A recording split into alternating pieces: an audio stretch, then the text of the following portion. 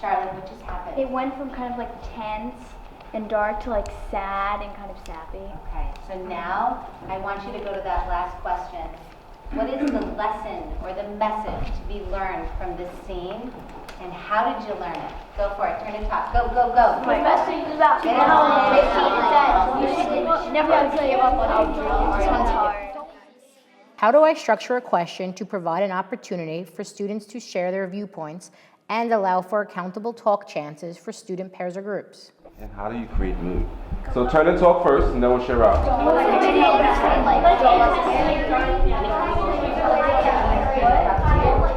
that's a very tense mood because they're arguing and there's like moments of like silence in between when they're talking. Role does the internet play in Hurricane Sandy? So we saw some real images, we saw some fake images, right? What kind of role did the internet have in people seeing those images? Turn and talk, go. They want to be interested in a certain topic. They want to fool people. Questioning can happen in multiple forms. Students can independently write, they can respond to partners, or they can share with a large audience. First part, popcorn. Who do you trust? Alea. I trust my mom. Pause. Ian, who do you trust? I trust. In Socratic seminar, we sit in a circle in a way to signal to the class that our focus is discussion and eye contact and body language. Communication is a very important outcome within this activity. One useful strategy to use is known as stretch it. This is when a student provides an answer and you push a student to add or expand by providing evidence. To engage additional students in thinking, have another student explain why a student's answer was correct. Fit in with everyone else. He wants to be like everyone else. Anyone have another word that they want to use there? Go ahead, Julie. He wants independence. Well, bam, That's exactly. Now, that motivation to be independent, how is it causing him conflict with his father right now? How is it causing problems? Turn and talk. Quick, 20 seconds. Go, go. Someone else want to agree or disagree?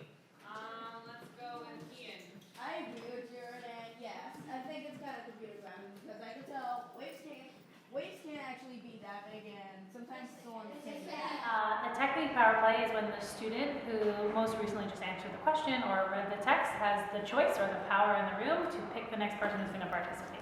Numbered heads, also known as colors and numbers, is a questioning technique used by students working in different groups. Students are assigned a different group and different number within that group.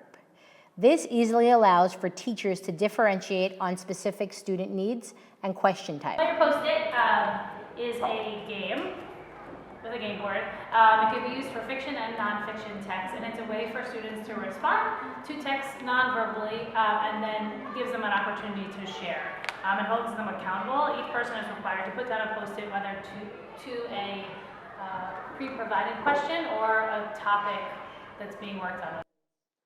Well, we have a class website which allows our students to take a blended learning approach. Having those students learning at their own pace and being independent allows the teacher to be more independent and work with smaller groups. It allows us to conference in a way that is the other side of independence, which is the individualization for the students. We have a checklist, and basically it's just like we can just choose anything we want out of random order. It's really important to be very explicit in what you're assessing so the student knows why they're working on this task and it feels purposeful for them. How do we do that in our room? Sometimes it's on the board, the learning outcome, sometimes it's directly on the paper that they're working on so they can refer to the top, or it's on their desks.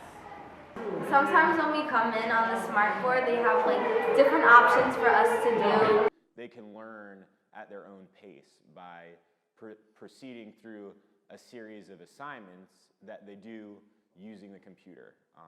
And what that looks like is they'll have a checklist of, say, 3 core videos to watch, and then also 3 practice assignments that they have to progress through in order to achieve essentially the learning outcome for the day.